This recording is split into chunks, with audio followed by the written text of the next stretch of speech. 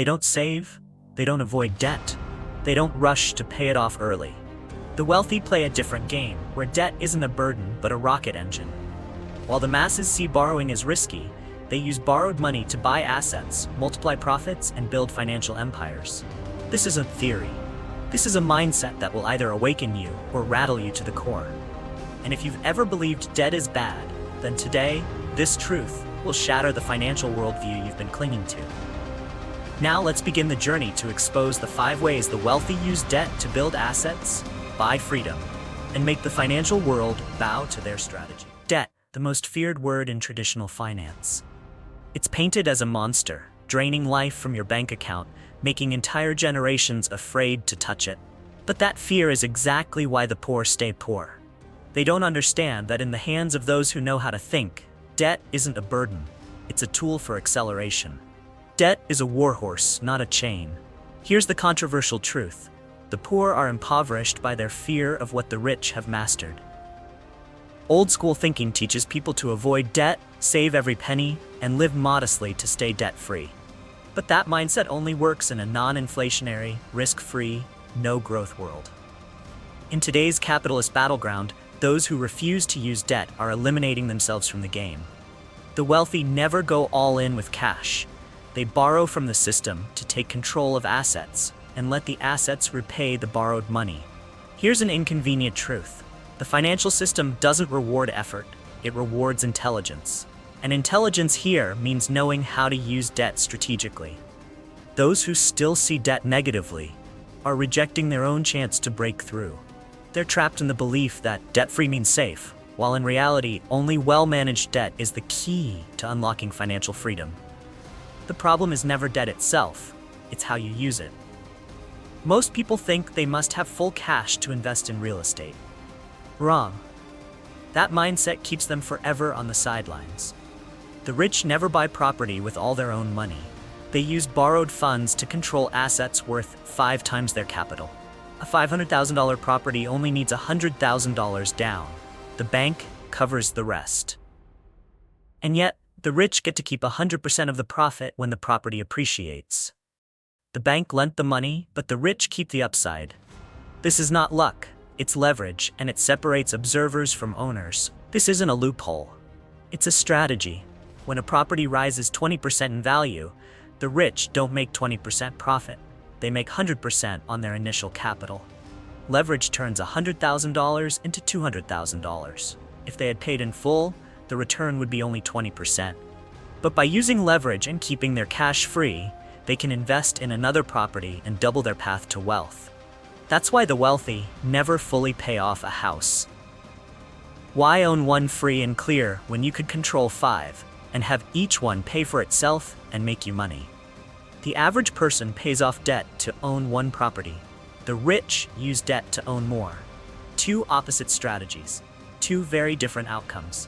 When the market goes up, leverage wins big. When it goes down, the smart have exit strategies.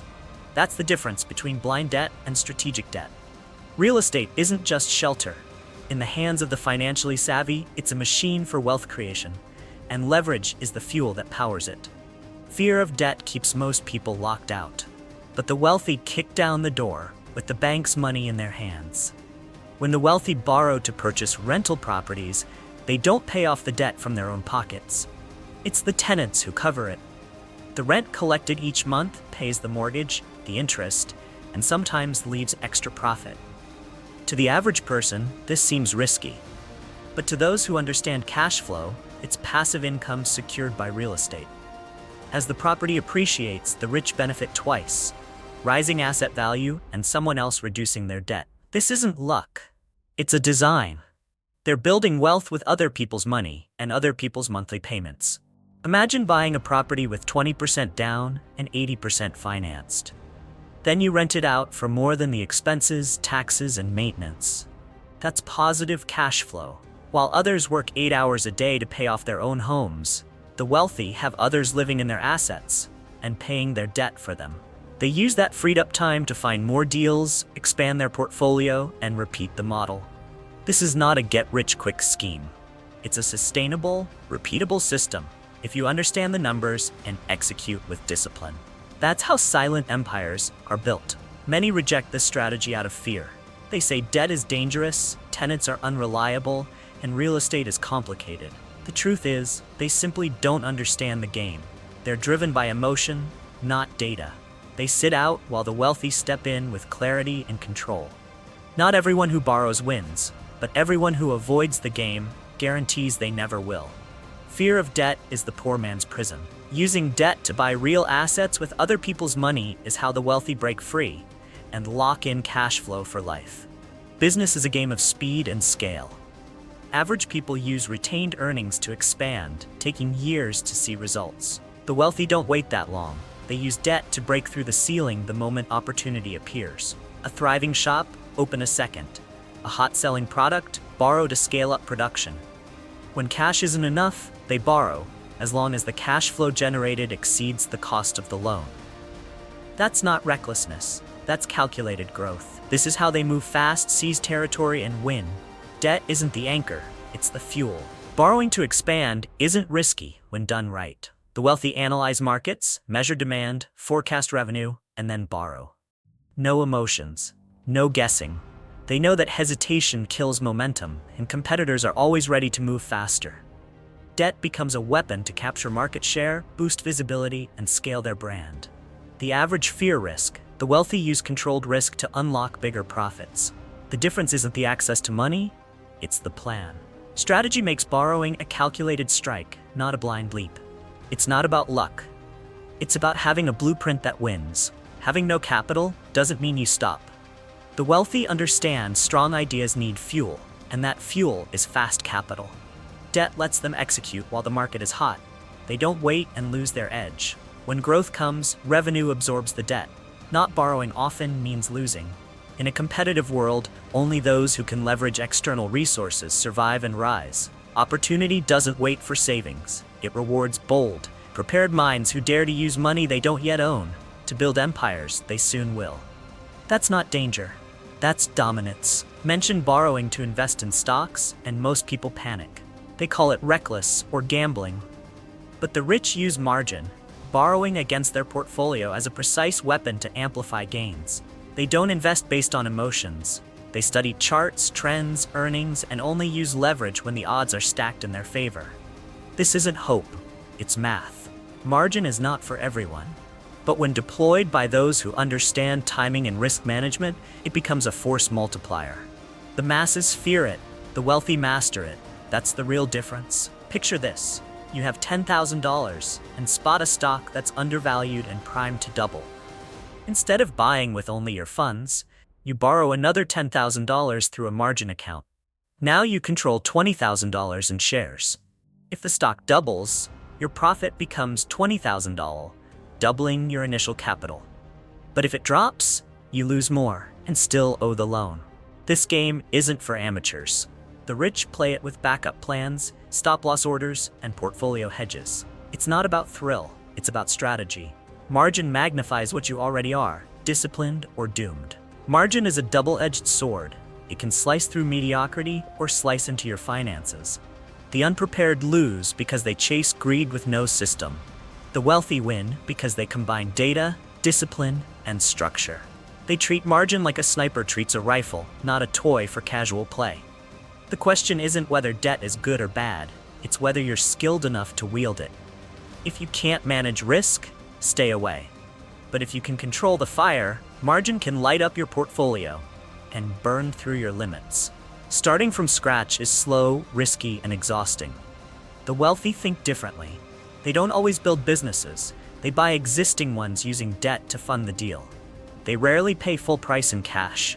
They negotiate with banks, investors, even sellers themselves for installment deals. Once they own the company, they optimize operations, increase efficiency, and scale profits. They don't reinvent the wheel. They buy the entire factory. This isn't guesswork. It's calculated acquisition. The rich acquire profit machines, not startup headaches. Debt becomes the bridge from ambition to ownership and eventually empire. This isn't gambling. Before committing, the wealthy dig deep into numbers. Revenue, cash flow, margins, market positioning, and risk. They don't buy broken businesses. They buy underperforming assets with untapped potential. then use skill to turn it into profit. Once operating smoothly, the business generates enough income to cover the debt and build equity. As valuation rises, they refinance or sell at multiples. This is how debt becomes a tool to multiply net worth, not drain it. It's the art of turning other people's money into control, growth, and long-term power. The average person never considers buying a business. They assume it's impossible without piles of cash. That's a limiting belief. The rich think differently. If the deal is good enough, the money will follow. And they're right. Smart capital always chases strong opportunity and leadership. Buying a business isn't just buying income, it's acquiring a scalable future. They don't gamble. They calculate, negotiate, and execute. Debt, used this way, isn't dangerous. It's intentional. It's surgical. And it turns the impossible into the inevitable for those bold enough to take the shot. Average people see education as a cost. The wealthy see it as the highest yielding investment they'll ever make.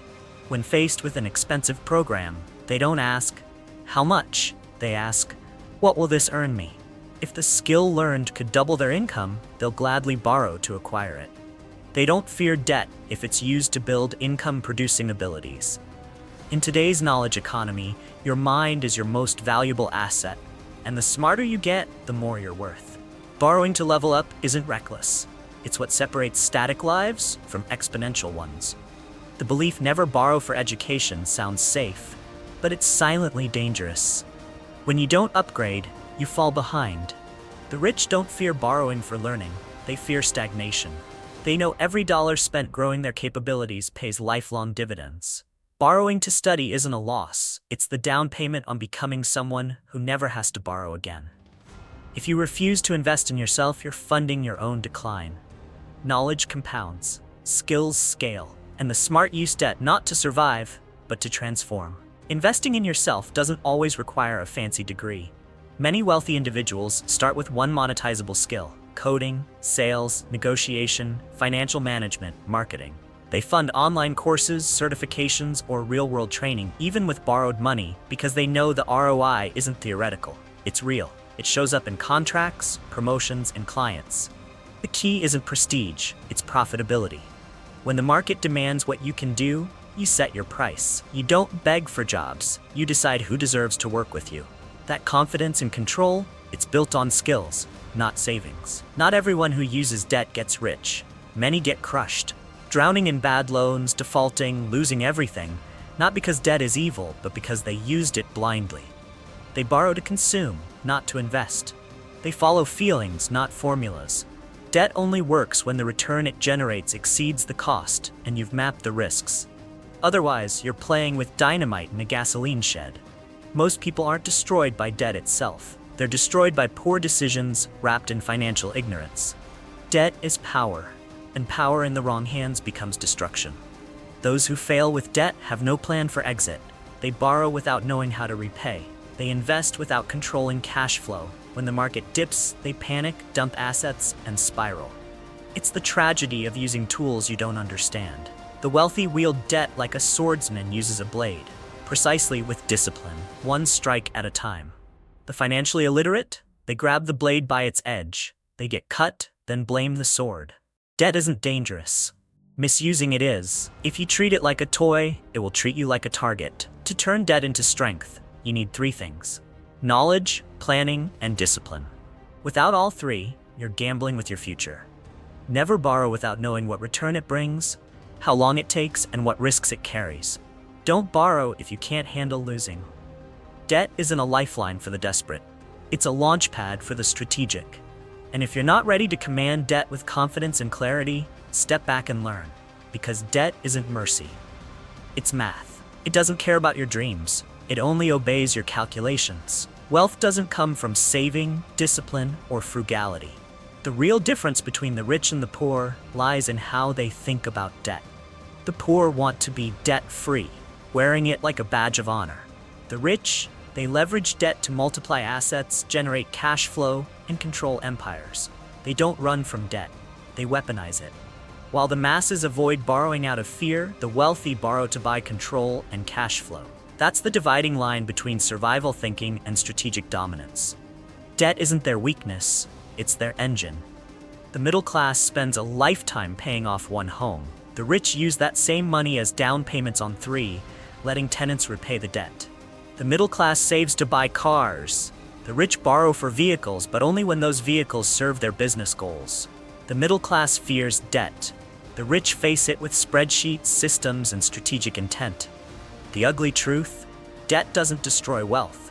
Ignorance does. Those who avoid debt, thinking they're safe, are just locking themselves out of the wealth-building mechanisms that power modern capitalism. Wealth isn't about having cash.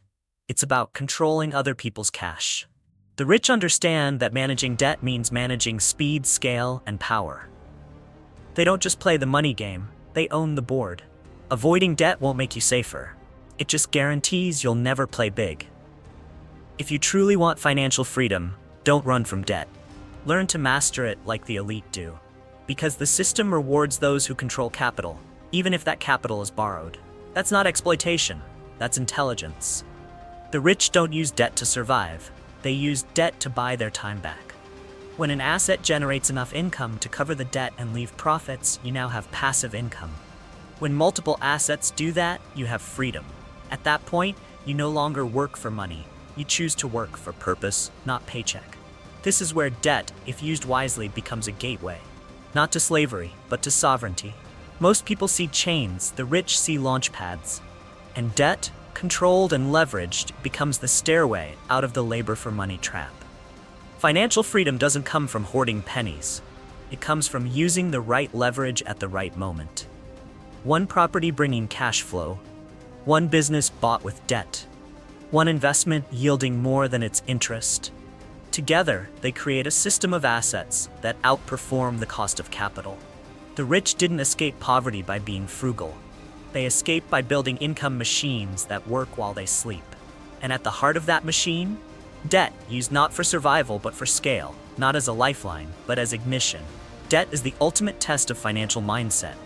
The weak panic and collapse, the strong design systems and rise. If you still fear debt, ask yourself, what exactly are you afraid of? Is it money or your lack of control over it? Stop running. Learn to command. Because debt doesn't care about your dreams. It only obeys your math. Control it, and you'll control your time, your choices, and your life. Refuse to learn it, and you'll forever work for those who did. The lever is already in your hands. Pull it or stay chained. Debt doesn't destroy you. Financial ignorance does. The wealthy don't fear debt. They tame it, bend it, and make it work for them. While others panic at the idea of borrowing, they build assets, cash flow, and freedom with money that isn't even theirs. If you're still clinging to the belief that debt is bad, you're not safe, you're sidelined. The system doesn't reward savers. It rewards those who move capital, control leverage, and multiply impact. Debt is not your enemy. It's your test. Pass it, and you unlock autonomy. Fail it, and you stay trapped. The rich don't avoid debt, they master it. And through it, they buy the future everyone else is too scared to touch.